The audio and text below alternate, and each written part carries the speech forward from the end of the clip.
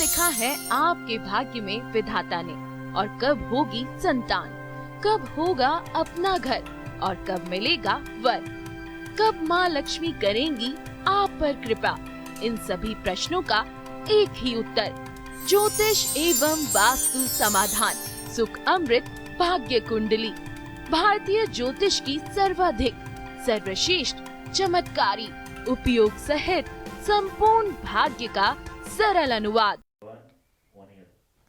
ओम नमः शिवाय। आप सभी का बहुत बहुत स्वागत है आपके पसंदीदा कार्यक्रम सुख आयुर्वेदा में, और मैं हूं आपकी होस्ट एंड दोस्त रश्मि मनन। दर्शकों, हम लोग आपके सामने हर दिन एक नए विषय पर बात करने के लिए यहाँ पर उपस्थित होते हैं। आज भी आपके मार्गदर्शन के लिए बहुत ही महत्वपूर्ण विषय लेकर आए हैं। हर व्यक्ति यही चाहता है कि उनका पूरा दिन बहुत अच्छे तरीके से व्यतीत हो जाए, उनके दिन में कोई समस्या ना आए और पूरे दिन भर में सिर्फ और सिर्फ उनको खुशियां ही प्राप्त हो। तो आज हम आपको बताएंगे कि दिन की शुरुआत कैसे करनी चाहिए ताकि हमारा पूरा दिन बहुत अच्छे तरीके से व्यतीत हो जाए, जीवन में कोई कष्ट ना आए और तमाम प्रकार की अगर परेशानियां चल रही हैं तो वह नष्ट हो जाए। जैसे कि आप सभी जानते हैं कि ग्रह अपनी चाल बदलते रहते हैं, डिग्री के हिसाब से हमारे जीवन को अलग अलग तरीके से प्रभावित करते हैं। तो आज हम आपको ये बताएंगे कि जब आप अपने दिन की शुरुआत करते हैं तो दिन की शुरुआत आपको कैसे करनी चाहिए, दिन भर में आपको क्या करना चाहिए, दिनचर्या कैसी रखनी चाहिए, कौन से उपाय करने चाहिए, पूजा पाठ कैसे करनी चाहिए, किस प्रकार से मंत्रों का उच्चारण करना चाहिए। और यही सब जानकारियां आप तक पहुंचाने के लिए आज एक बार फिर से हमारे साथ स्टूडियो में मौजूद हैं जाने माने विश्व प्रसिद्ध गुरुदेव राजकिशोरी जी महाराज। गुरुदेव, बहुत बहुत स्वागत है आपका। ओम नमः शिवाय। ओम नमः शिवाय। ओम नमः शिवाय। प्रिय दर्शकों, ओम नमः शिवाय। प्रिय दर्शकों, हमारे इस विशेष कार्यक्रम में आपका पुनः स्वागत है, अभिनंदन है। प्रिय दर्शकों, आइए कार्यक्रम को आगे बढ़ाने से पहले परमपिता परमात्मा का ध्यान करते हैं, उनके चरणों में चलते हैं। ओम लोकाभिरामं रणरंगधीरं राजीवनेत्रं रघुवंशनाथं कारुण्यरूपं करुणाकरन्तं श्रीरामचन्द्रं शरणं प्रपद्ये, श्रीरामचन्द्रं शरणं प्रपद्ये। ओम नमः शिवाय। ओम नमः शिवाय। ओम नमः शिवाय। जी हाँ गुरुदेव, ओम नमः शिवाय। और मैं अपने दर्शकों को यही कहना चाहूंगी, यदि आपके जीवन में कोई समस्या है, परेशानी है, तो आप भी संपर्क कर सकते हैं। नंबर लगातार आपकी टीवी स्क्रीन पर दिखाए जा रहे हैं। कार्यक्रम के साथ अंत तक बने रहें, क्योंकि कार्यक्रम के अंत में हर बार की तरह आज भी गुरुदेव आपको बताएंगे एक गुप्त उपाय, जिसको करने के बाद आपके जीवन के सारे कष्ट नष्ट हो जाते हैं। इसके साथ ही यदि आपको संतान की प्राप्ति नहीं हो पा रही है, घर में लगातार कलेश बना रहता है, संतान से सुख नहीं मिल पा रहा है, कारोबार में रुकावट आ गई है, प्रमोशन नहीं हो पा रहा है, कर्ज ने आपको घेर लिया है, अपना मकान बनाना चाहते हैं, या फिर अन्य प्रकार की कोई भी समस्या है, तो आप भी कॉल कर सकते हैं। नंबर लगातार आपकी टीवी स्क्रीन पर दिखाए जा रहे हैं। तो अभी फोन उठाएं, कॉल करें, गुरुदेव से बात करें और अपने जीवन को आसान बनाएं मात्र एक कॉल के माध्यम से। तो गुरुदेव, आज हम बात करेंगे कि पूजा पाठ कैसे करनी चाहिए, किस तरीके से करनी चाहिए, खासकर अपने दिन की शुरुआत कैसे करें ताकि पूरे दिन में हमें सिर्फ और सिर्फ सुखों की प्राप्ति हो। लेकिन हर बार की तरह आज भी हम चाहेंगे आप हमारे दर्शकों को बताएं कि सुख अमृत भाग्य कुंडली किस प्रकार से चमत्कारी है। बिल्कुल। प्रिय दर्शकों, सुख अमृत भाग्य कुंडली ये ऐसी जन्म कुंडली है जिसके अंदर ग्रहों के विषय में विस्तार रूप से दर्शाया गया है और ग्रहों के विषय में पूर्णतः से बताया गया है कि आपकी जन्म पत्री के अंदर किस ग्रह की दशा चली हुई है और कौन सा ग्रह आपको प्रताड़ित कर रहा है, किस ग्रह की दृष्टि डली हुई है, और इसके अंदर जो उपाय दिए गए हैं, विशेष रूप से जो उपाय दिए गए हैं, उन उपायों को करने से आपके जीवन में कोई भी विघ्न बाधा नहीं रहेगी। यदि इसके उपाय आप समय समय पर वर्ष के हिसाब से इसके अंदर जो वर्ष फल दिए गए हैं, वर्ष फल के उपाय आप इसमें से देख करके उपाय को करने से आपके जीवन में जो भी ग्रह अड़चन डाल रहे हैं, आपके कार्य को आगे नहीं बढ़ने दे रहे हैं, आपके जीवन में किसी प्रकार की कोई भी समस्या डाल रहे हैं, क्रूर ग्रहों की दृष्टि के कारण या पाप ग्रहों की दृष्टि के कारण तो इनके उपाय करने से आपके जीवन में कोई भी परेशानी नहीं आएगी। इसलिए इस जन्म पत्रिका को आप अवश्य बनवाइए और इसका लाभ आप अवश्य उठवाइए। जी हाँ, बिल्कुल गुरुदेव, आपने सही कहा कि जन्म पत्रिका अवश्य बनवाएं। तो अपने दर्शकों को एक बार और मैं बताना चाहूंगी कि जैसे कि गुरुदेव ने बताया कि ये जो जन्म पत्रिका है ये बहुत ही ज्यादा चमत्कारी है, क्योंकि इसके अंदर सर्वश्रेष्ठ उपाय हैं जो कि आपके जीवन में चमत्कार की तरह होते हैं।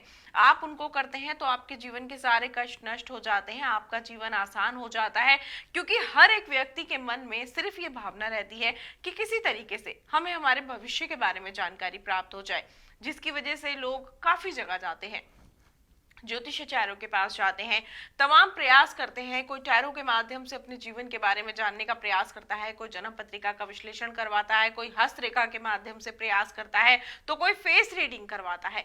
इसीलिए ये जन्म पत्रिका गुरुदेव ने हर बात को ध्यान में रखते हुए बनाई है, क्योंकि हर व्यक्ति अपने आने वाले कल के बारे में जानना चाहता है, अपने जीवन में जो समस्याएं चल रही हैं उनके कारण के बारे में जानना चाहता है।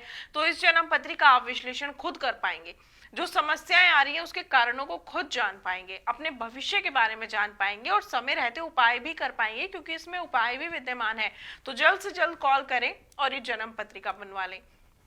नंबर लगातार आपकी टीवी स्क्रीन पर दिखाए जा रहे हैं। तो गुरुदेव, हम आज बात करेंगे दिनचर्या के बारे में कि अपने दिन की शुरुआत कैसे करनी चाहिए। हम चाहेंगे आप हमारे दर्शकों को बताएं कि अपने दिन की शुरुआत किस प्रकार करें, पूजा पाठ कैसे करें। बिल्कुल प्रिय दर्शकों, आप जब सुबह उठते हो सो करके, तो सबसे पहले हमने अपने हाथों का इस प्रकार से अवलोकन करना चाहिए, और अवलोकन करते हुए यदि मंत्र आता हो, ये कहा जाता है हमारे शास्त्र में, कराग्रे वस्ते लक्ष्मी, कर मध्य सरस्वती, कर मूले स्थितो ब्रह्मा, प्रभाते कर दर्शनम।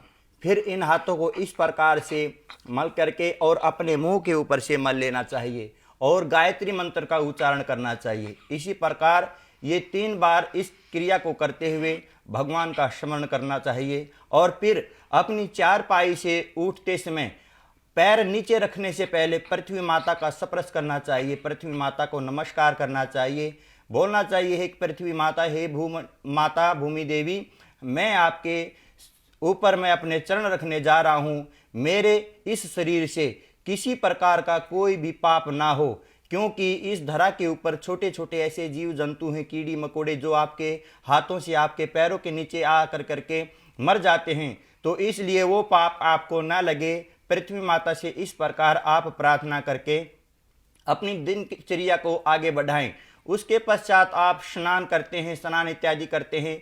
उसके पश्चात स्नान के बाद जब आप पूजा पाठ की तैयारी करते हैं, तो ये बात ध्यान रखने योग्य है, कोई भी पूजा पाठ हम प्रारंभ करते हैं, सबसे पहले अपने आसन की शुद्धि होनी चाहिए, जहां आप विराजमान होते हैं वहां की साफ सफाई होनी चाहिए, और देवताओं की जो तस्वीरें आपने मंदिर के अंदर स्थापित की हैं उनके ऊपर गंगा जल का छींटा दे करके उनकी सफाई करनी चाहिए आराम से। और यदि ठाकुर जी का जो दरबार में आपने पूजा के स्थान पर विद्यमान किए हुए हैं उनका स्नान करवाना चाहिए, हर रोज उनके वस्त्रों को बदलना चाहिए। दूसरी बात, ये बात आपने ध्यान रखनी है, जिस समय आप पूजा की तैयारी करते हो सबसे पहले आपने अपनी आत्मा की शुद्धि, अपने शरीर की शुद्धि कर लेनी चाहिए। पहले आपने अपने दाहिने हाथ में 3 चम्मच जल लेकर करके और उस जल को आपने पी लेना चाहिए। ओम केशवाय नमः, ओम माधवाय नमः, ओम नारायणाय नमः, इस मंत्र के उच्चारण से उस जल को आपने पी लेना चाहिए, क्योंकि इस मंत्र के प्रभाव से जो हमने जल पिया है, परमपिता परमात्मा की कृपा से हमारी अंदर की आत्मा शुद्ध हो। फिर कुछ जल लेकर के अपने शरीर के ऊपर छींटा डालना चाहिए, इससे हमारे शरीर की जो बाह्य शुद्धि है वो शुद्धि हो जाती है। और फिर हमने अपने आसन की शुद्धि करनी चाहिए, जिस जगह पर बैठ करके आप पूजा पाठ कर रहे हैं। सबसे पहले अपने आसन की शुद्धि का भी विशेष ध्यान योग्य बातें हैं। कुछ बातें ऐसी होती हैं जो पूजा पाठ करते हैं उन्हें पता नहीं होता कि हमने पूजा पाठ किस प्रकार से करनी चाहिए, तो मैं आज उन लोगों के लिए मैं ये विशेष बातें बता रहा हूँ। तो आप जिस समय अपने आसन की शुद्धि करते हैं, मंत्र नहीं आता है तो अपने चारों जगह पर जहां पर विराजमान होते हैं, अपने आगे दोनों पल्लों पर और अपने पीछे जल को छोड़ देना चाहिए। पृथ्वी त्वया धरता लोका देवी त्वं विष्णुना धर्ता त्वं च धार्य माम देवी पवित्रम कुरु च आसनम। माँ भगवती देवी आपकी रक्षा करे और आपका आसन जो है वो शुद्धिकरण में परिवर्तित हो जाए। उसके पश्चात आप पूजा के लिए शुरुआत करते हैं, ज्योत आप लगाते हैं पूजा पाठ के लिए। तो ज्योत सबसे क्रम साक्षी हमारी ज्योति है, क्योंकि शास्त्र के अंदर भी दर्शाया गया है जल, अग्नि और सूर्य नारायण भगवान ये हमारे कर्म के साक्षी देवता होते हैं। जिस समय हम पूजन के लिए बैठते हैं तो हमारे लिए इसमें सबसे महत्वपूर्ण जल भी है और ज्योत भी है, और सूर्य नारायण तो भगवान स्वयं साक्षी है हमारे कर्म के। तो प्रिय दर्शकों, हम कोई भी पूजा पाठ करते हैं सबसे पहले शुद्धता का ध्यान रखें, अपने विचार शुद्ध रखें, किसी के प्रति ईर्ष्या ना रखें, द्वेष ना रखें। आपके भाव अच्छे होंगे तो भगवान की कृपा से आपका दिन भी अच्छा बीतेगा और जीवन में आपको किसी प्रकार की कोई कठिनाई भी नहीं हो सकती। यदि आपकी ध्येय शुद्ध है, आपके विचार शुद्ध हैं, आपके भाव शुद्ध हैं, तो भगवान भी आपको अवश्य ही कहीं कहीं किसी रूप में आपकी रक्षा करते हैं। यही विशेष बातें हैं। बिल्कुल सही कहा आपने गुरुदेव। और भी महत्वपूर्ण बातें आपसे जानेंगे कि कैसे उपाय करने चाहिए, यदि मंत्रोच्चार करें तो किस प्रकार से करना चाहिए, कौन सी बातों को ध्यान में रखना चाहिए। फिलहाल एक कॉलर जुड़ चुके हैं, आइए पहले इनकी समस्या जान लेते हैं। हेलो। हेलो मैम, नमस्ते। ओम नमः शिवाय, बहुत बहुत स्वागत है आपका कार्यक्रम में। नाम बताइए। जी गुरुजी, ओम नमः शिवाय। ओम नमः शिवाय बेटा। हाँ जी, मेरा नाम मधु है और मैं तेलंगाना से बात कर रही हूँ। जी मधु जी, अपने बारे में जानना चाहती हैं आप? नहीं, मुझे मेरी बिटिया के बारे में जानना है। जी, नाम बताइए बेटी का। जी, बिटिया का नाम दीक्षा है और उसका डेट ऑफ बर्थ है जी 21/2/1998। 20/2 या 21? के कार्य को लेकर के, उसकी विद्या को लेकर के जो अड़चने आती हैं तो वो अड़चने बनी रहती हैं। जब ग्रहों की दशा, महादशा, अंतरदशाएं चलती हैं और उनके साथ में यदि हम उपाय नहीं करते तो बच्चे के साथ में अनेकों प्रकार की समस्याएं आती हैं।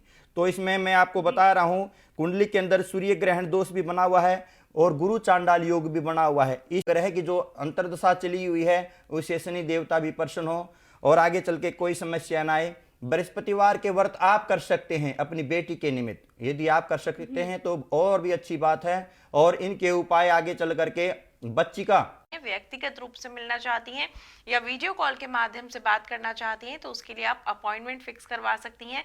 संस्थान के नंबर लगातार आपकी टीवी स्क्रीन पर दिखाए जा रहे हैं और बाकी के जातक भी लगातार कॉल करते रहें। जीवन में कोई भी समस्या है, परेशानी है, अब आपको निराश होने की, हताश होने की बिल्कुल आवश्यकता नहीं है, क्योंकि जो नंबर्स आपकी टीवी स्क्रीन पर आपको नजर आ रहे हैं, आप भी इन नंबरों पर कॉल कर सकते हैं, गुरुदेव से बात कर सकते हैं और सुख आयुर्वेदा के माध्यम से अपने जीवन में सुखों की बरसात कर सकते हैं। प्रयास आपको करना होगा, जिसके लिए आपको करनी होगी कॉल। तो अभी फोन उठाएं, कॉल करें और गुरुदेव से बात करें और जीवन को आसान बना लें। तो गुरुदेव, मंत्रोच्चार भी करते हैं लोग बहुत से, जब पूजा पाठ करते हैं तो मंत्रोच्चार करने का तरीका किसी को नहीं समझ आता, तो हम ये आपसे जरूर जानेंगे मंत्रोच्चार कैसे करें। लेकिन उससे पहले कुछ लोगों के मन में तमाम प्रकार के सवाल होते हैं जब वे पूजा करते हैं। बहुत से लोग जब दिया जलाते हैं तो दिए का मुख किस ओर होना चाहिए, भगवान की तरफ होना चाहिए या हमारी साइड होना चाहिए। दूसरा सवाल होता है, जो अखंड ज्योत लगाते हैं लोग, वह दिया कब प्रज्वलित करना चाहिए, क्योंकि दो प्रकार के दिए जलाए जाते हैं और मुख को लेकर और इन दियों के प्रकार को लेकर बहुत सारी भ्रांतियां हैं, बहुत सारी जिज्ञासाएं हैं। हम चाहेंगे आप इस पर थोड़ा सा प्रकाश डालें। बिल्कुल। प्रिय दर्शकों, देखिए, जब हम अखंड ज्योत अपने घर में प्रज्वलित करते हैं, अखंड ज्योत हम जलाते हैं, उसमें सबसे पहले लगन का समय देखिए, लगन कौन सा चला हुआ है। लगन का बड़ा महत्व होता है। और हम अपने घर में जब ज्योत जगाते हैं, ज्योत जलाते हैं, तो उसमें जिस समय हम ज्योत जलाते हैं दिवे का मुख अपनी तरफ होना चाहिए, और जिस समय आरती करते हैं उस समय दिवे का मुख देवता की तरफ होना चाहिए। क्यों? क्योंकि ज्योत दो प्रकार से जगती हैं। एक तो पड़ी ज्योत जगती है, जैसे हम ज्योत को लंबी बना करके जगाते हैं, और एक खड़ी ज्योति लगती है। तो इसमें विशेष बात देखने योग्य यही है कि जिस समय हम ज्योत जगाते हैं तो ज्योत का मुख हमारी तरफ होना चाहिए, और आरती करते हैं तो ज्योत का तरफ जो है भगवान की तरफ ही होना चाहिए। और जब हम ये कार्य करते हैं, देखिए, मैंने बहुत से देखे हैं कि पूजा पाठ की है, पूजा पाठ करने के पश्चात में ऐसे ही चलते हैं, राम का नाम भज लिया, जिस भी मंत्र का उच्चारण उन्होंने किया, जाप किया, और जाप करने के पश्चात, आरती करने के पश्चात ऐसी मत्था रख के और अपने निकल दिए।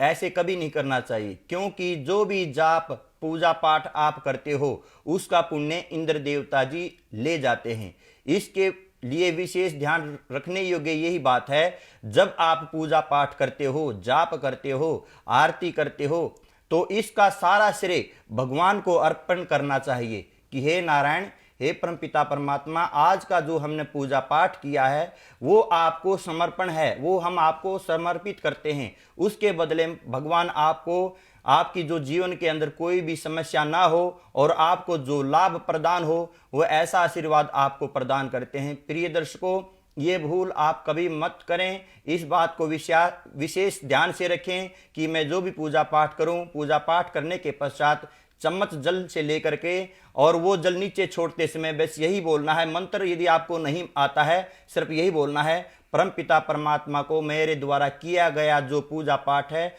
मैं उसको अर्पण कर रहा हूं। और उस जल को आपने 3 बार अपने माथे से लगा लेना है, जिससे कि जो किया कराया आपका कर्म है वो भगवान तक पहुंच जाए और उसका लाभ आपको प्राप्त हो। यही बातें हैं। जी हाँ, बिल्कुल गुरुदेव, ये तो बात मतलब आपने बहुत महत्वपूर्ण बताई है हमारे दर्शकों को, क्योंकि ये बात बहुत कम ही लोग जानते होंगे शायद, या क्या पता कोई जानता भी नहीं हो कि पूजा पाठ करने के बाद हमें ये कार्य जरूर करना चाहिए ताकि जो पूजा हमने की है उसका पुण्य हमें लग जाए। क्योंकि अक्सर लोगों का ये सवाल होता है कि हमने पूजा पाठ की लेकिन उसका पुण्य हमें नहीं लग पाया, तो शायद हो सकता है उसका कारण यही हो, या ये हो सकता है कि ठीक विधि के अनुसार पूजा नहीं की हो। और भी महत्वपूर्ण जानकारियां आज इस कार्यक्रम में हम आपसे जानेंगे और इस लगातार इस चर्चा को हम ऐसे ही जारी रखेंगे। फिलहाल कॉलर जुड़ चुके हैं, आइए पहले इनकी समस्या जान लेते हैं। हेलो हेलो, सुन पा रहे हैं आप मुझे? हाँ हेलो जी, ओम नमः शिवाय। आपसे रिक्वेस्ट है प्लीज आप थोड़ा सा टीवी की वॉल्यूम को कम कर दें और कॉल पर आंसर करें। बताइए अपना शुभ नाम। आप कॉल पर आंसर करें, टीवी की वॉल्यूम कम करके टीवी से थोड़ा सा दूर हट जाएं और अपना शुभ नाम बताएं। हाँ। आपसे रिक्वेस्ट है, आप शायद टीवी पर सुन रही हैं। बेटा अपना टीवी का वॉल्यूम थोड़ा बंद कर दीजिए। बोलिए बोलिए, सुन रही हूँ जी। नाम बताइए। निशा श्याम यादव। निशा श्याम यादव जी, आप अपने बारे में जानना चाहती हैं? मुझे मेरे हस्बैंड के बारे में जानना जी। हस्बैंड का नाम बताइए। श्याम किशोर यादव। श्याम किशोर यादव जी की जन्म की तारीख बता दीजिए। 1991 सितंबर। 28 सितंबर 1991। हाँ जी। जन्म का समय बताइए। रात के 8:30, दिन शनिवार। रात के 8:30 बजे। जन्म स्थान क्या है? अमरावती, महाराष्ट्र। क्या जानना चाहती हैं आप? उनके बारे में जानना है। वो अभी 3-4 सालों से अभी मतलब मुझे मारना, मेरे बच्चों को मारना, अपने माँ बाप को मारना, भाई बहन को मारना, सबसे इनको लगाव हट गया है, सबसे दुश्मनी आ गई है। किसी का भी नाम नहीं बर्दाश्त करते, घर पे रहे तो दिन रात झगड़ा, दिन रात गाली देना, गाली गलौज करना, ये सब चालू है। जी। बेटा ओम नमः शिवाय। हाँ ओम नमः शिवाय पंडित जी। बेटा आपके जो पति हैं इनकी जन्म पत्रिका हमने विश्लेषण किया। लगन बेटा मेष लगन है और वृष इनकी राशि है और रोहिणी नक्षत्र में बेटा इनका जन्म हुआ है। इस समय जो दशा चली हुई है बेटा, राहु की दशा चली हुई है। अंतर दशा में शुक्र विद्यमान है और प्रत्यंतर दशा में बृहस्पति विद्यमान है। बेटा इसकी जन्म कुंडली के अंदर बुध ग्रह जो अस्त बैठा हुआ है और मंगल भी अस्त बैठा हुआ है। बुध ग्रह जो अस्त बैठा हुआ बेटा, ये माइंड के ऊपर भी इसका प्रॉब्लम रहती है, दिमाग इसका बहुत ज्यादा चलता है बेटा। एक प्रकार से किसी की बात नहीं मानने वाला है, ये एक प्रकार से जिद्दी टाइप का ही इंसान है। ऐसी बात है क्या बेटा? हाँ सही बात है। लेकिन ये अपने अंदर बेटा शंका भी करता है, गृहस्थी को लेकर के शंकी टाइप का इंसान है ये। मैं आपको उपाय दे रहा हूं, इन उपायों को आप करिए और ध्यान से उन उपायों को सुनिए, ठीक है? बुधवार के दिन 21 रांगे के सिक्के लेकर के, बुधवार के दिन 21 रांगे के सिक्के लेकर के बेटा आपके पति के ऊपर से, यदि आपका पति नहीं कर सकता हो उपाय, तो आपके पति के ऊपर से ये इन सिक्कों को उबार के उल्टा 7 बार बेटा जल प्रवाह कर देना है। यदि आपके पति के ऊपर से नहीं कर सकते हैं तो वो जो कपड़े पहनते हैं उनके वस्त्रों से ऊपर से उबार के उल्टा 7 बार बेटा जब जल प्रवाह कर सकते हैं। क्योंकि जो ग्रहों की दशा चलती है उन ग्रहों की दशा के कारण ही हमारा शरीर जो है, हमारे मन के अंदर जो विकार उत्पन्न होते हैं, जो क्रोध उत्पन्न होता है, बेटा यही विशेष कारण है। क्योंकि कुंडली के अंदर जो इस समय दशा चली हुई है, क्रूर ग्रह की दशा चली हुई है, राहु की जो दशा है, उसके अंदर माइंड भी डिस्टर्ब होता है और चिड़चिड़ापन भी होता है, गाली गलौज बहुत ज्यादा करता है, किसी की सुनाई नहीं करता। तो इसलिए बेटा इसके मन के अंदर भी शांति रहे। 21 रांग के टुकड़े आपने ध्यान से लिख लेना इन उपायों को। बुधवार के दिन जल प्रवाह करना है। चौथ, नौमी और 14 बेटा ये तिथि नहीं हो, आसमान साफ हो, बादल आसमान पर नहीं होने चाहिए उस दिन, ठीक है। दूसरा, आपके घर में बेटा शांति रहे, कलह कलेश जो होता है ये ना रहे। 1.25 किलो जौ ले लेने हैं आपने। 1.25 किलो जौ लेकर के बेटा आपने इन जौ को किसी भी हरे वस्त्र में बांध करके, ठीक है, इनके ऊपर कोई वजनदार चीज रख देना बेटा। एकांत में रखना इनको, कहीं भी अपने घर में, जो इसको बार बार छेड़े नहीं। तो इनके ऊपर कोई वजनदार चीज रख दे बेटा, ठीक है। इस उपाय को भी आप ध्यान से करें। और बेटा लाल वट तेल की ज्योत आप जगाया करें घर में, सुबह, शाम और दोपहर। सिद्ध लाल वट तेल की ज्योत, जो आपके घर में बेटा नेगेटिव ऊर्जा फैली हुई है, जो कलह कलेश ज्यादा रहता है, आसपास पड़ोस में भी जो ये वातावरण अशुद्ध हुआ है, बेटा इसकी शांति के लिए शुद्ध लाल वट तेल की ज्योत आप जगाया करें। और आपके पति यदि पहन सकते हो तो सही है, नहीं तो उसको आप धारण कर सकते हैं। पीताम्बरी स्टोन को बेटा आप धारण करें, आपके पति धारण कर लें तो और भी अच्छा है, नहीं तो आप पहन सकते हैं, ठीक है बेटा। जिससे आपके घर का जो वातावरण बिगड़ा हुआ है वो वातावरण शुद्ध हो बेटा, आपके घर में सुख शांति आए। बेटा सदा भगवान का स्मरण किया करो। ज्योत बत्ती आप पूजा पाठ नहीं छोड़ना बेटा कभी भी, क्योंकि पूजा पाठ ही आपका सहारा बना हुआ है। इस समय जो आपके घर के अंदर बेटा ये स्थिति बनी हुई है, जो कि पूजा पाठ कुछ थोड़ा बहुत आप कर लेते हो जिससे आप बचे हुए हो, नहीं तो घर के अंदर बहुत ज्यादा कलह कलेश के कारण कोई अभद्र इस प्रकार की कोई घटना भी घट सकती थी बेटा, ठीक है। तो इन उपायों को बेटा ध्यान पूर्वक से करना। बेटा आपका कल्याण हो, खुश रहो, प्रसन्न रहो बेटा। जी हाँ, बिल्कुल। और अन्य प्रकार की समस्याओं के लिए आप इन नंबर्स को नोट कर लें। आप कार्यक्रम के बाद भी कॉल कर सकती हैं। और बहुत सारी समस्याएं लोगों की ऐसी होती हैं जो सार्वजनिक तौर पर नहीं बता पाते हैं, व्यक्तिगत रूप से मिलना ही बेहतर रहता है उनके लिए। तो उसके लिए आप अपनी अपॉइंटमेंट फिक्स करवा सकते हैं। नंबर्स आपकी टीवी स्क्रीन पर हैं और आप इन नंबरों पर कॉल करके अपनी अपॉइंटमेंट फिक्स करवा लें। गुरुदेव से व्यक्तिगत रूप से मिलकर सारी समस्याओं का निवारण प्राप्त कर लें। नंबर्स आपकी टीवी स्क्रीन पर हैं। तो गुरुदेव फिलहाल वक्त तो चला एक ब्रेक का, लेकिन ब्रेक के बाद बहुत सारी जानकारियां हमारे दर्शकों को देंगे। गुप्त उपाय बताएंगे, मंत्रोच्चार कैसे करना चाहिए ये बताएंगे, जल कैसे अर्पण करना चाहिए सूर्यदेव को, इस विषय में भी हम जरूर बात करेंगे। फिलहाल हमें यहाँ रुकना होगा। तो दर्शकों कहीं नहीं जाइएगा, अभी मिलते हैं इस छोटे से ब्रेक के बाद। क्या लिखा है आपके भाग्य में विधाता ने, और कब होगी संतान, कब होगा अपना घर, और कब मिलेगा वर, कब माँ लक्ष्मी करेंगी आप पर कृपा, इन सभी प्रश्नों का एक ही उत्तर, ज्योतिष एवं वास्तु समाधान, सुख अमृत भाग्य कुंडली, भारतीय ज्योतिष की सर्वाधिक सर्वश्रेष्ठ चमत्कारी उपयोग सहित संपूर्ण भाग्य का सरल अनुवाद। सुख अमृत सिद्ध लाल वट तेल एक ऐसा चमत्कारी तेल है जो आपके हर प्रकार के वास्तु दोष, नकारात्मक ऊर्जा, ग्रह दोष और तंत्र बाधा को दूर करता है। सुख अमृत सिद्ध लाल वट तेल से नित्य प्रतिदिन अपने घर, दुकान और फैक्ट्री में दीप जलाएं। इससे आपको अत्यंत लाभ की प्राप्ति होगी।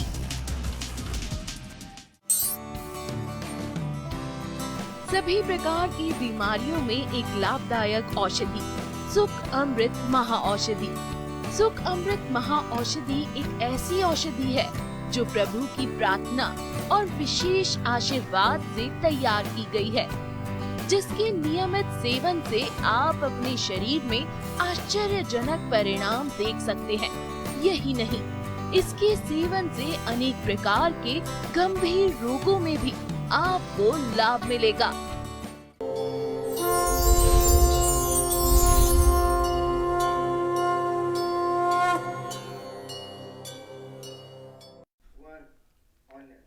ब्रेक के बाद एक बार फिर से आप सभी का बहुत बहुत स्वागत है आपके पसंदीदा कार्यक्रम सुख आयुर्वेदा में। दर्शकों, अगर आपके जीवन में भी कोई समस्या है तो आप लगातार कॉल करते रहे। नंबर्स आपकी टीवी स्क्रीन पर हैं। सोचना किस बात का, जब समस्याएं हैं तो समाधान जरूर प्राप्त करें, क्योंकि ऐसे खास मौके बार बार नहीं मिलते हैं। नंबर्स आपकी टीवी स्क्रीन पर हैं, अभी फोन उठाएं, कॉल करें, गुरुदेव से बात करें और अपने जीवन को आसान बना लें मात्रिक कॉल के माध्यम से। इसके साथ ही यदि आप लोग सुख अमृत महाऔषधि मंगवाना चाहते हैं, इसका सेवन, इसका उपयोग करके अपने जीवन को आसान और सरल बनाना चाहते हैं, सुखमय तरीके से व्यतीत करना चाहते हैं, तो आप अभी इसको ऑर्डर कर लें। सारे नंबर, सारी डिटेल्स आपकी टीवी स्क्रीन पर दिखाई जा रही है। इसके साथ ही सुख अमृत सिद्ध लालवट तेल आप मंगा सकते हैं, जिससे आपको अपने घर में दिन में 3 बार दिया प्रज्वलित करना होगा और आपके घर की सारी नकारात्मक ऊर्जा दूर हो जाएगी। 9 ग्रह जितने भी हैं वह सब अपने जितने भी दुष्परिणाम आपको दे रहे हैं उनसे आप बच पाएंगे, क्योंकि ये तेल एक सुरक्षा कवच की तरह भी कार्य करता है। इसके साथ ही सुख अमृत भाग्य कुंडली बनवाने के लिए भी आप संपर्क कर सकते हैं। सारी डिटेल्स आपकी टीवी स्क्रीन पर है। तो गुरुदेव, जैसे हम बहुत महत्वपूर्ण जानकारी आज हमारे दर्शकों तक पहुंचा रहे हैं, दिनचर्या को कैसे रखें, दिन में क्या करें, किन चीजों का ध्यान रखें, पूजा पाठ कैसे करें जिससे कि हमारे जीवन की जो समस्याएं हैं वह कम हो जाए। कहते हैं ना कि जब इंसान का मन शांत होता है तभी वह अपने जीवन को अच्छे तरीके से व्यतीत कर पाता है, वरना आजकल स्ट्रेस में तो हर दूसरा व्यक्ति है। दिनचर्या बहुत ज्यादा व्यस्त है, कोई पैसे को लेकर परेशान है, कोई संतान को लेकर परेशान है।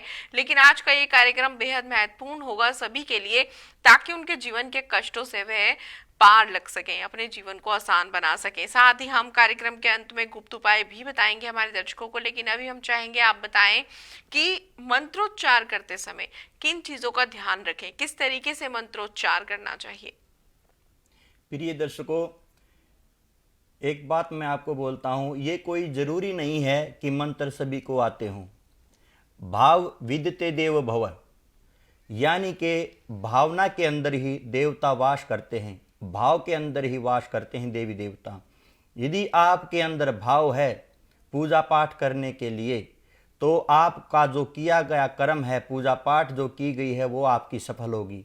एक कर्म होता है दिखावा, ढोंग जिसको बोलते हैं, दिखावे के स्वरूप में लोगों को ये दिखाए मैं इतने घंटे बैठता हूँ, इतने घंटे में पूजा करता हूँ, इतने घंटे में जाप करता हूँ, वो एक दिखावा। जब तक आपके अंदर, आपकी अंतरात्मा के अंदर भाव उत्पन्न नहीं होगा, श्रद्धा उत्पन्न नहीं होगी, श्रद्धा और भाव के बगैर आप बिल्कुल चाहे पूरा दिन पूजा पाठ कर लें, लेकिन ध्यान आपका कहीं इधर उधर भटक रहा है और आपके अंदर भाव नहीं है, आपके अंदर वो आस्था नहीं है जिसके लिए आपका किया कराया जो भी आप समय लगा रहे हैं वो आपके लिए सही नहीं है।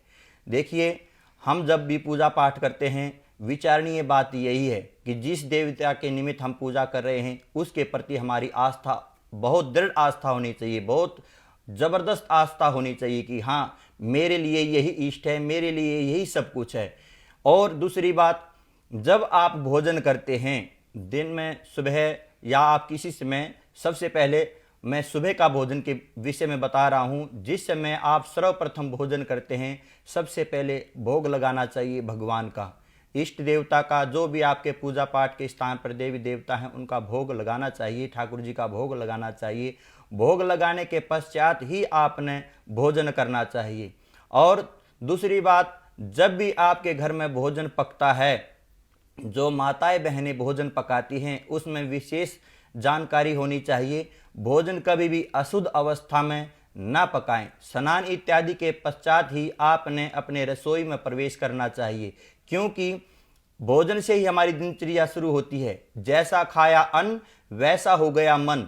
यदि आपका अन्न शुद्ध है, ऐसा शुद्ध अन्न जिससे आपके विचार भी शुद्ध रहेंगे। यदि आपका द्वारा खाया गया अन्न या माता जो बहन बगैर स्नान किए ही भोजन पका रही हैं, तो वो आस्था नहीं है उनके अंदर, क्योंकि वही भोजन हमने भगवान का भी भोग लगाना उसी भोजन से।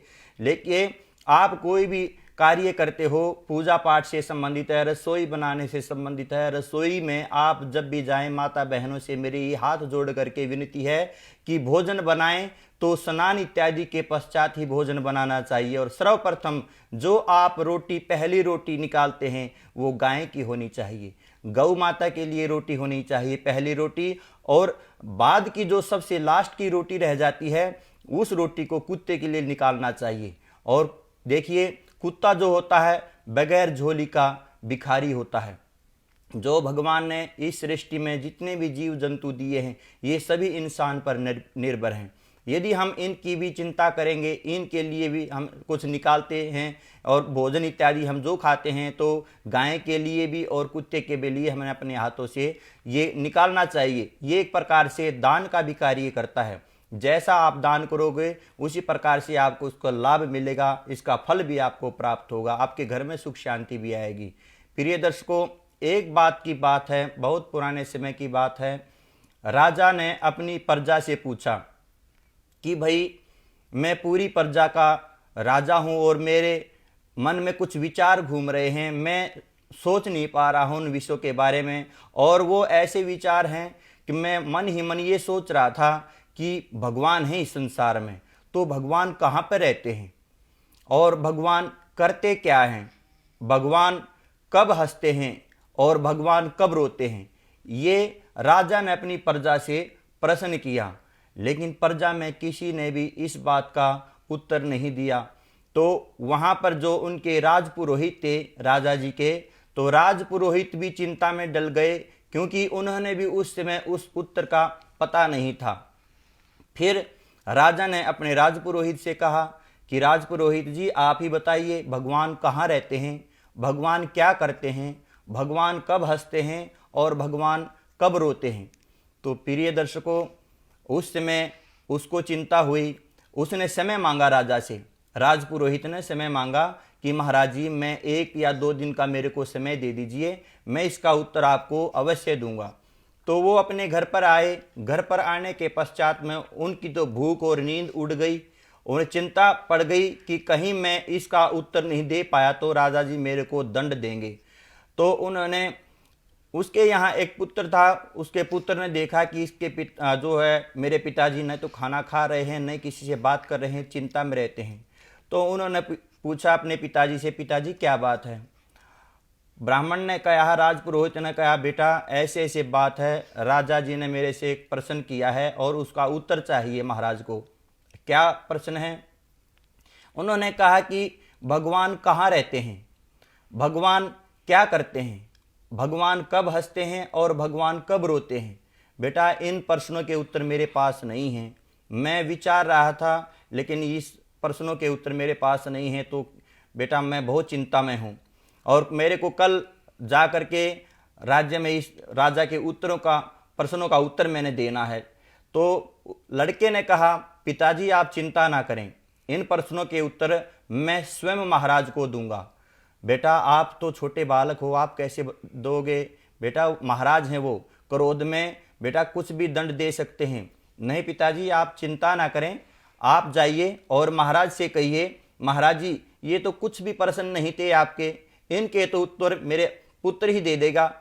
तो महाराज से जब उन्होंने कहा पुरोहित जी ने कि महाराज जी ये आपके जो प्रश्न थे, इन प्रश्नों के उत्तर तो मैं तो क्या मेरे पुत्र ही दे देगा। महाराज ने कहा कि आपने क्यों नहीं दिया, मैं सोच रहा था कि मैं दे दूं, लेकिन मैंने ये सोचा मेरे पुत्र है, मेरा पुत्र भी दे सकता है इन प्रश्नों के उत्तर। तो महाराज ने कहा ठीक है अपने पुत्र को बुलवाओ। तो उन्होंने, राजा जी ने जो है 2 पहरेदार भेज दिए। 2 पहरेदार जब वहां पर गए तो उनका पुत्र भोजन कर रहा था। उन्होंने कहा कि आपने, महाराज ने आपको बुलाया है और आप चलिए। तो उस ब्राह्मण पुत्र ने कहा, देखिए मैं स्वयं नहीं आऊँगा, तो महाराज को भेजिए यहाँ पर, महाराज आए मेरे को लेने के लिए, या फिर महाराज का रथ लेकर के आइए, तभी मैं आपके साथ चलूँगा। तो उसने जा कर के राज दरबारियों ने कहा, महाराज जी वो तो ऐसे ऐसे बच्चा, चंचल बच्चा है और हठी बच्चा है, वो मान ही नहीं रहा आने के लिए, वो बोल रहा है कि पहले या तो महाराज को भेजो या फिर महाराज का रथ आना चाहिए मेरे को लेने के लिए। तो ठीक है कोई बात नहीं, आप रथ को ले जाइए और बच्चे को लेकर के आइए। तब बच्चा रथ में बैठ करके आया और वहाँ पर पूरी प्रजा विराजमान जो है देख रहे सभी के सभी, कितना छोटा बच्चा है, किस प्रकार से ये उत्तर दे पाएगा महाराज के प्रश्नों का। जब हमने नहीं इन प्रश्नों के उत्तर का पता चल रहा है और ये बच्चा दे देगा, तो सभी प्रजा देख रही थी। बच्चा सामने आया, महाराज को नमस्कार किया, प्रणाम किया। तो महाराज ने कहा, बताइए ब्राह्मण पुत्र, मेरे 4 प्रश्न हैं, उन चारों प्रश्नों के उत्तर आप दो तो मैं आपको अपने राजा का उत्तराधिकारी भी बना सकता हूं। तो महाराज से उन्होंने कहा, महाराज अपने प्रश्न करिए, जो भी आपके प्रश्न हैं। महाराज ने कहा कि हे ब्राह्मण पुत्र, भगवान कहाँ रहते हैं? ब्राह्मण पुत्र ने कहा कि हे महाराज, भगवान सर्वत्र जगह रहते हैं, ऐसी कोई जगह नहीं है जहां पर भगवान विद्यमान ना हो। जल, थल, नभ, चर, ये सभी जगह पर परमपिता परमात्मा विद्यमान है। अच्छा, पहले प्रश्न का उत्तर ब्राह्मण पुत्र ने महाराज को दिया। दूसरा प्रश्न किया कि भगवान कब हंसते हैं? भगवान जब हंसते हैं जब उसके भगत के ऊपर कोई अन्य पुरुष प्रताड़ित करना चाहता है, उसको सजा देना चाहता है, उस भगत को कोई सजा देना चाहता है और भगवान उसकी रक्षा करता है, तो भगवान उसकी रक्षा करते करते हंसते हैं कि ये मूर्ख इसको सजा दे रहा है, ये मूर्ख इसको सता रहा है, और देख कितना सताते सताते जब मैं इसकी रक्षा कर रहा हूं तो इसका ये बाल भी बांका नहीं कर सकता है। तो भगवान उस समय उस जो उसके ऊपर सताता है, सताने वाले के ऊपर भगवान हंसते हैं कि जब मैं इसकी रक्षा कर रहा हूं तो ये इसका क्या बिगाड़ सकता है। दूसरे प्रश्न का उत्तर ब्राह्मण पुत्र ने दिया।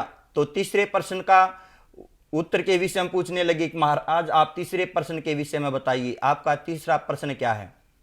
भगवान कब रोते हैं?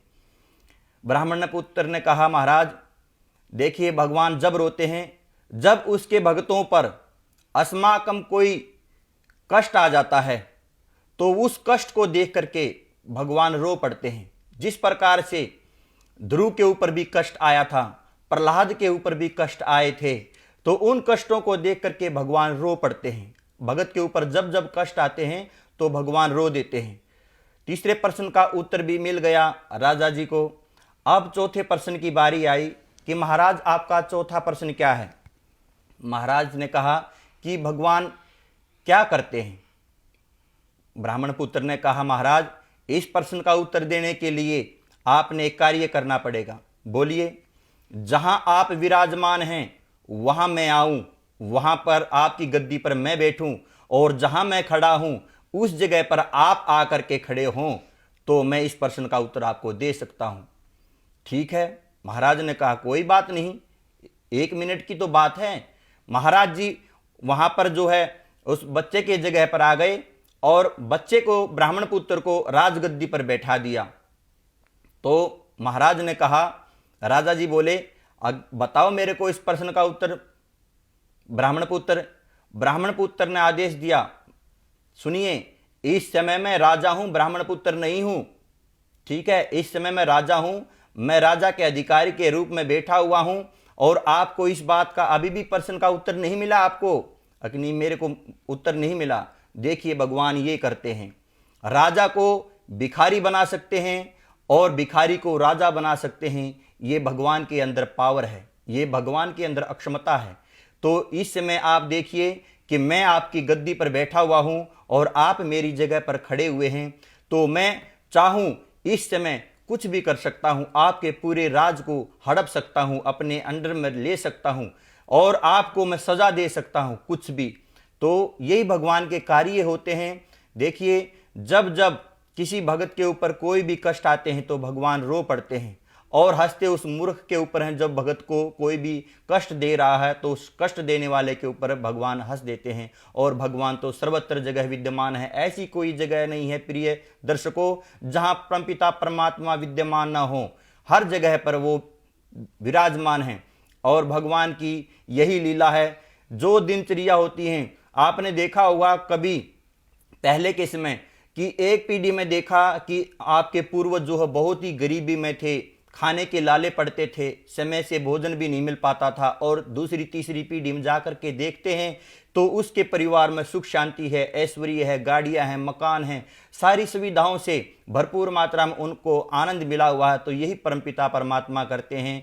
तो जीवन के अंदर जो होता है उस परमपिता परमात्मा की आज्ञा से होता है, और जो जीवन आपको दिया है बहुत ही अनमोल रत्न आपको मिला है, इसका आप भरपूर आनंद उठाइए। इसका आप आनंद किस प्रकार से उठा सकते हैं? अपने विचारों से, सत्कर्म से। आपके विचार अच्छे हों, सत्कर्म हो, आप जो पैसा कमा रहे हैं उस पैसे के हिसाब से आप यदि 10वां हिस्सा आप निकाल करके चलिए और दान करते चलिए और अपने परिवार का निर्वाह करते चलिए, आपको कभी भी घाटा नहीं हो सकता जीवन में, आप कभी भी परेशान नहीं हो सकते। यही विशेष बातें हैं गृहस्थ आश्रम की और जीवन की और परमपिता परमात्मा की, यही लीलाएं हैं। बिल्कुल सही कहा आपने गुरुदेव। और ये कथा सुनने के बाद हम आपको बता नहीं सकते कि हमें कितना अच्छा लग रहा है, क्योंकि आपने ये जो कथा बताई है ये हर व्यक्ति से जुड़ी हुई है और हर व्यक्ति को इसके बारे में समझना जरूरी है कि हमें अपने जीवन में क्या करना चाहिए, क्या नहीं करना चाहिए। और हम मात्र कठपुतली हैं उस ऊपर वाले की, ईश्वर की। जैसे वह हमें चलाते हैं हम वैसे चलते हैं, लेकिन हमारा इस धरती पर जो जन्म हुआ है उसका एक लक्ष्य है। हमें अगर मानव जन्म मिला है, इंसान का जन्म मिला है, तो हमें सबके लिए सोचना चाहिए, जानवरों के लिए सोचना चाहिए और सेवा करनी चाहिए, खासकर गाय की, कुत्तों की, उन सभी की, क्योंकि जो वह नहीं कर सकते वो सब हम कर सकते हैं और वह हम पर निर्भर होते हैं। बहुत अच्छे तरीके से आपने हमारे दर्शकों को समझाया। और भी महत्वपूर्ण जानकारियां जरूर आपसे प्राप्त करेंगे। फिलहाल कॉलर जुड़ गए हैं, आइए इनकी समस्या जान लेते हैं। हेलो। हेलो। ओम नमः शिवाय कार्यक्रम में बहुत बहुत स्वागत है आपका। जी, नाम बताइए। नवीन नाम। नवीन जी, अपने बारे में जानना चाहते हैं? जी जी, जन्म की तारीख बताइए। 12/12/89। 12/12/1989। जन्म का समय बताइए। सोनीपत। समय बताइए बेटा। समय बताइए। गुरुजी प्रणाम। खुश रहो बेटा, प्रसन्न रहो। गुरुजी, मैंने अपने भाग्य के बारे में पूछना है। मेरी तरक्की नहीं हो रही कहीं भी। बेटा जॉब करता हूँ। चिंता छोड़ दीजिए, आपका हमारे साथ में संपर्क हुआ है, चिंता को छोड़िए और अपने भाग्य के बारे में जानिए। आप अपनी जन्म समय भी बताइए अपना।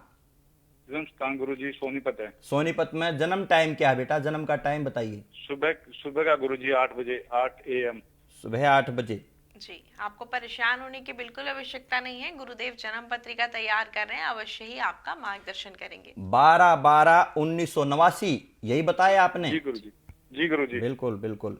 देखिए ध्यान से सुनिए, आपका जो जन्म हुआ है, लगन आपका धनु लगन है और वृष आपकी राशि है। रोहिणी नक्षत्र के तृतीय चरण में आपका जन्म हुआ है। आपकी जन्म कुंडली के अंदर जो ग्रह विद्यमान हैं, शनि और बुध वृश्चिक लगन के विद्यमान हैं और सूर्य और मंगल जो 12वें स्थान में बैठे हुए हैं, दोनों के दोनों ग्रह, चंद्र और केतु, ये दोनों ग्रह मार्केश बैठे हुए हैं। चंद्र बैठा हुआ है आपके 6ठे स्थान पर लगन से और 8वें स्थान में जो बैठे हुए हैं वो केतु बैठे हुए हैं। केतु एक प्रकार से गुप्त रोग बना देते हैं शरीर के अंदर, पेट संबंधित कोई गुप्त रोग, ऐसी बात तो नहीं है बेटा?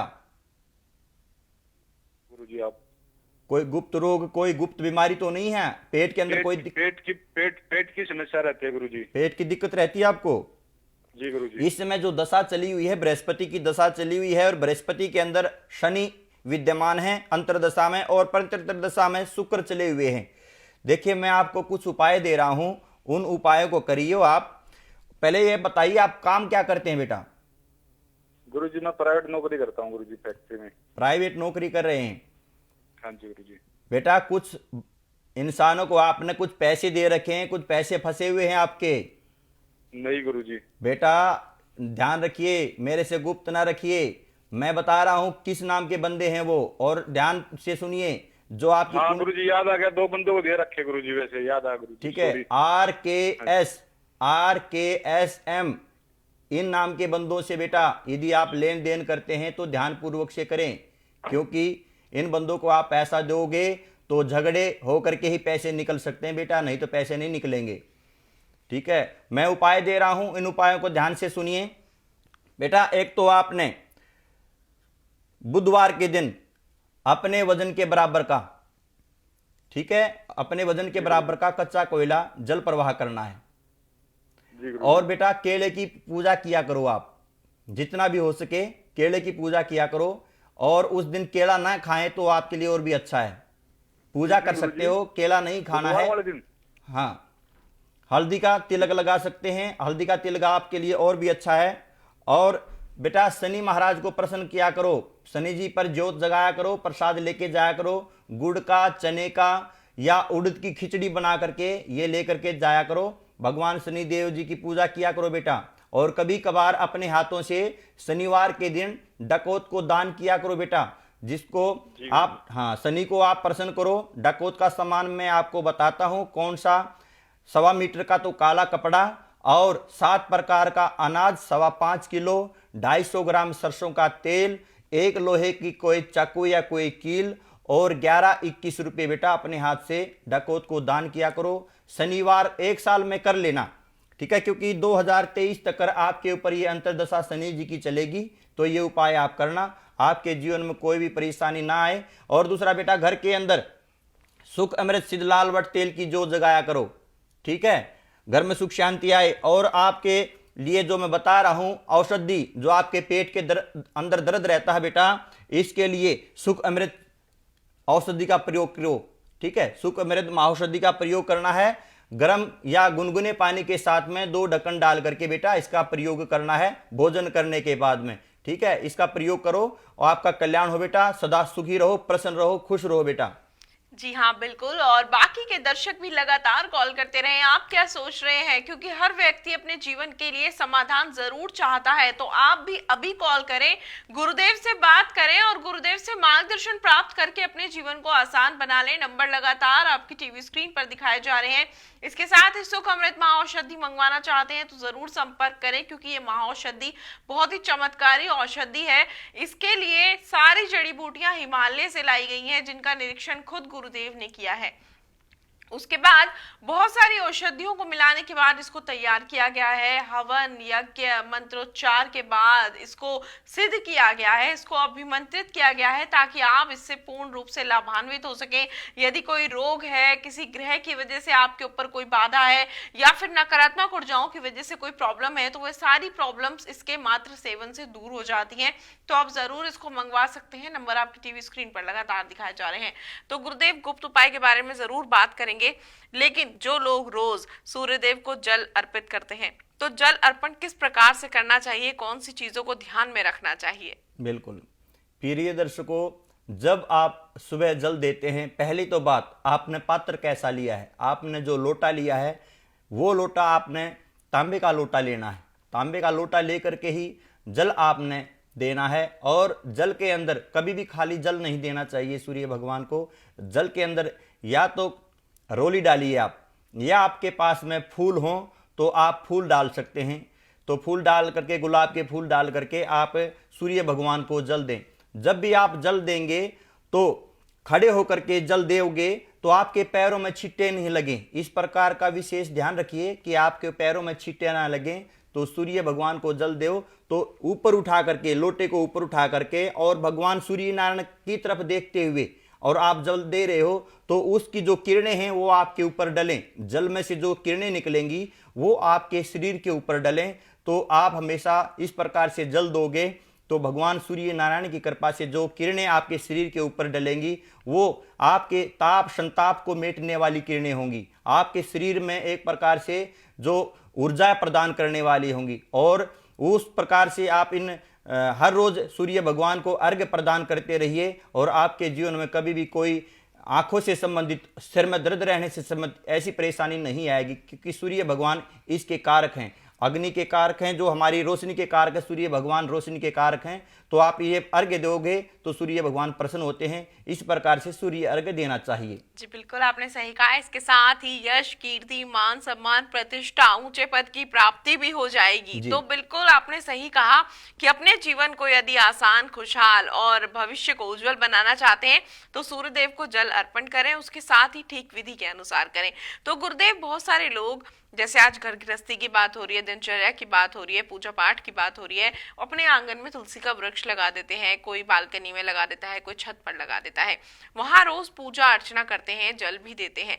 तो सुख अमृत सिद्ध लाल वट जो तेल है, इसके अनुसार कैसे वहां पूजा पाठ करनी चाहिए और इसको किस तरीके से वहां इस्तेमाल कर सकते हैं? बिल्कुल, सुख अमृत सिद्ध लाल वट तेल की ज्योत भी आप जगा सकते हैं।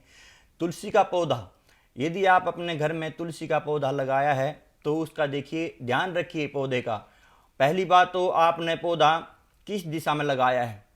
आपने पश्चिम दिशा की तरफ जो हमारा कोना है वायव्य कोण और नृत्य कोण, जो हमारे पश्चिम दिशा की तरफ जो कोणे हैं, वायव्य और पश्चिम, इन कोणों में कभी भी आप तुलसी का पौधा न लगाएं। आपका तुलसी का पौधा ईशान कोण में हो, आपके लिए बहुत ही अच्छा है और वहाँ पर ही उसको लगा करके पूजा करनी चाहिए। और इसको आप धूप से भी बचाना। तुलसी का पौधा एक कोमल पौधा होता है, ठीक है, और इसको सर्दी से भी बचाना। सर्दी के अंदर ये सिकुड़ जाता है क्योंकि कोमल है, ये बिल्कुल कोमल है, और इसको आप एक औषधि के रूप में ग्रहण कर सकते हैं। यदि आप एक इसका पत्ता लेंगे तुलसी का, तो तुलसी का पत्ता आपने जाड़ दांत के नीचे चबाना नहीं है, उसको ऐसे कैसे निगल लेना है और उसका रस पियो। आप उसका रस पियोगे तो आपके शरीर के अंदर कोई भी रोग है तो वो रोग भी आपका अवश्य ही ठीक हो जाता है। कफ इत्यादि जो रोग होते हैं वो ठीक होता है। ये पूजनीय है हमारा शास्त्र के अंदर, तो इसकी पूजा आप अवश्य करें। ईशान कोण में ही इसका पूजा होती है। जी हाँ, बिल्कुल। किसी दिन विस्तार पूर्वक अपने दर्शकों तक जरूर जानकारियां पहुंचाएंगे कि तुलसी का वृक्ष किधर लगाएं, तुलसी के पौधे को लगाने के लिए क्या सावधानियां बरतनी चाहिए, किस दिन तुलसी को तोड़ना चाहिए, किस दिन नहीं तोड़ना चाहिए। फिलहाल तो हमारे पास समय का अभाव है, लेकिन हम चाहेंगे आज जैसे हमारे जो दर्शक हैं वो बेसब्री से इंतजार करते हैं रोज की कब गुरुदेव हमें गुप्त उपाय बताएंगे और हम उसे करेंगे ताकि हमारा जीवन आसान हो जाए, तो उनकी बेसब्री को दूर कर देते हैं और उन्हें गुप्त उपाय बताने का समय आ गया है। बिल्कुल। प्रिय दर्शकों, आपके घर में शांति चाहिए, आपके घर में लक्ष्मी का वास हो, आपके कारोबार जो बनते बनते बिगड़ रहे हों, उनके लिए भी मैं आपको एक गुप्त उपाय दे रहा हूं। वो गुप्त उपाय ध्यान से सुनिए। आपने एक चांदी का ठोस हाथी बनवाना है। चांदी का ठोस हाथी बनवाइए, लेकिन मदमस्त हाथी नहीं होना चाहिए जिसकी सूंड जो है ऊपर की तरफ हो। ऐसा हाथी नहीं बनवाना है, सूंड नीचे की तरफ होनी चाहिए हाथी की। और उसको कंच के बर्तन में जल भर करके उसमें उसको आप खड़ा करिए, पूजा के स्थान पर रखिए। यह आप कहीं भी रखिए, लेकिन हो ईशान कोण के आसपास ही, ईशान कोण या पूर्व दिशा ही इसके लिए हो। तो यदि आप उस हाथी को अपने घर के अंदर जब भी आपके घर की कोई भी नेगेटिव ऊर्जा आपको परेशान कर रही है, तो उसका पानी सूखता चला जाएगा, लेकिन पानी उसका बिल्कुल सूखने नहीं देना है। उसमें पानी डालते रहिए, हफ्ते के अंदर उसको देखते रहिए और उसमें पानी डालते रहिए। ये देखिए किस प्रकार से आपके लिए उपाय कारगर होगा, आपके घर की सुख शांति के लिए। आपके जो भी कार्य बनते बनते भी बिगड़ रहे हों तो उनके लिए भी आपके लिए बेनिफिट है। ये उपाय आप ध्यानपूर्वक से करिए। लेकिन चौथ नौमी चौदस तिथि, ये मैं आपको बार बार बोलता हूँ कि जो रिक्ता तिथियाँ होती हैं, रिक्ता तिथियों के अंदर कभी भी उपाय आपने नहीं करने चाहिए। चौथ नौमी चौदस तिथि को छोड़ करके, और आसमान साफ हो तो सूर्य भगवान नारायण साक्षी हो आपके कर्म के, तो उस समय इसको करना चाहिए, जिससे आपके घर में सुख शांति आए, सबकी मनोकामना पूर्ण हो, सभी सुखी हों, सभी प्रसन्न हों। इसलिए हमारी परमपिता परमात्मा से यही प्रार्थना है, सर्वे भवन्तु सुखिनः, सर्वे सन्तु निरामया, सर्वे भद्राणि पश्यन्तु, माँ का शब्द दुख भाग भवेत। ओम नमः शिवाय, ओम नमः शिवाय, ओम नमः शिवाय। जी हाँ गुरुदेव, ओम नमः शिवाय। फिलहाल आप यहाँ पर आए, हमारे दर्शकों का बहुत अच्छे तरीके से मार्गदर्शन किया, उनको महत्वपूर्ण बातें बताई, अपना कीमती समय दिया। आपका बहुत बहुत धन्यवाद।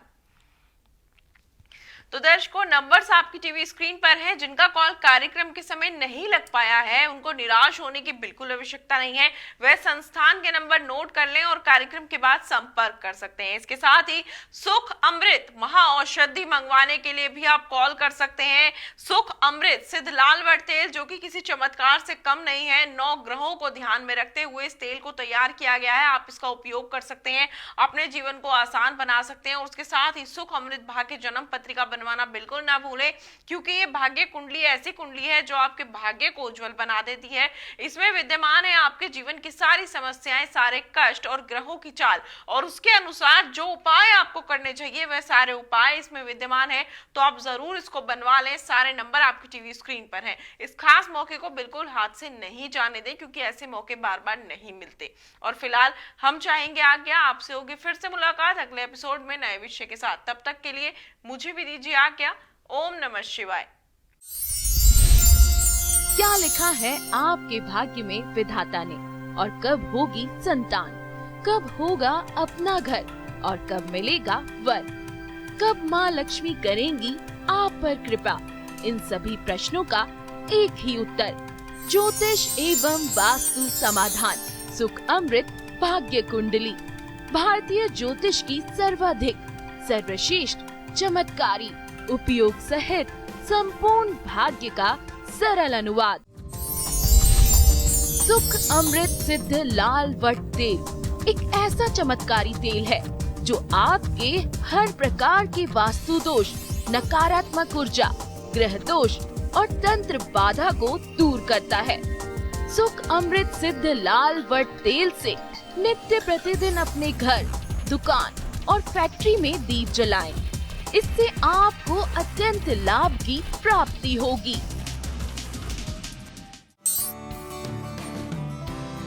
सभी प्रकार की बीमारियों में एक लाभदायक औषधि सुख अमृत महाऔषधि। सुख अमृत महाऔषधि एक ऐसी औषधि है जो प्रभु की प्रार्थना और विशेष आशीर्वाद से तैयार की गई है, जिसके नियमित सेवन से आप अपने शरीर में आश्चर्यजनक परिणाम देख सकते हैं। यही नहीं, इसके सेवन से अनेक प्रकार के गंभीर रोगों में भी आपको लाभ मिलेगा। यदि कार्यक्रम के दौरान आपकी कॉल नहीं लग पाती है तो आप कभी भी कॉल करके गुरुदेव श्री राज किशोरी जी महाराज से परामर्श ले सकते हैं। नंबर है 8588801234।